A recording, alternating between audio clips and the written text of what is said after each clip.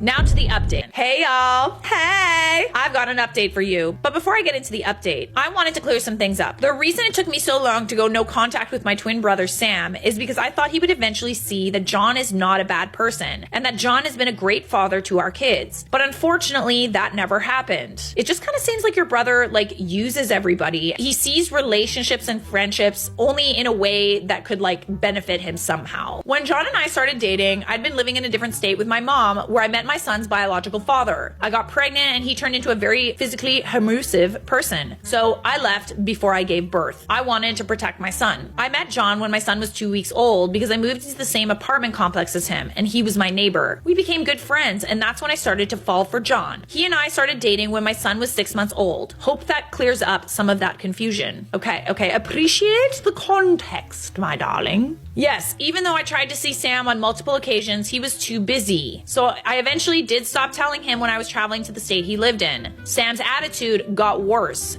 after John and I got together. After reading lots of comments, it didn't occur to me that Sam was possibly feeling like he was being replaced. But unfortunately, I can't always validate someone's feelings when I don't know what his issues were. Okay, I understand people trying to rationalize Sam's behavior and how he felt the way he felt. But if he doesn't communicate those feelings, it's not your problem. If you do not communicate your problems and feelings to others, your feelings are nobody's responsibility but your own. Maybe if he told me, I would have been better equipped to help Sam. I did a family call with my parents, Sam and John. My parents told Sam they were very disappointed in how he was treating everyone around him. Sam tried saying we were all going against him, but that's not what's happening. I had found out before we did the call with Sam that the reason my parents cut him off was because he would call and ask for money on a weekly basis, saying the kids needed it. Then my parents found out that he hasn't seen his kids. So yes, they cut him off. They felt used. Anyways, we told Sam that we'll be going no contact with him, that he needs to get a job, see his kids, and get his life on track.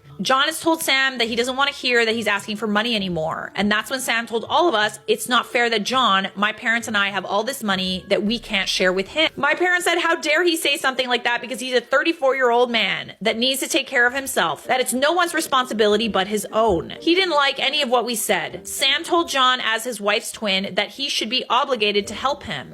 Like, what? I'm sorry, but if any of you give him money at this point, he is literally never going to learn. He's never going to learn that he needs to stand up and take care of himself. He's a man. He's a 34-year-old grown man. And helping him in the way that he says it will actually hinder him. So I think by doing what you're doing, you're actually pushing him to be a better person. John told Sam absolutely not, but he's still willing to meet him when Sam's ready. Sam didn't like that answer and told all of us that we are the problem. I mean, keep singing that tune, see how far it gets you. Unfortunately, I don't think Sam will change anytime soon. He needs to live without help and see how his actions are why he is where he is.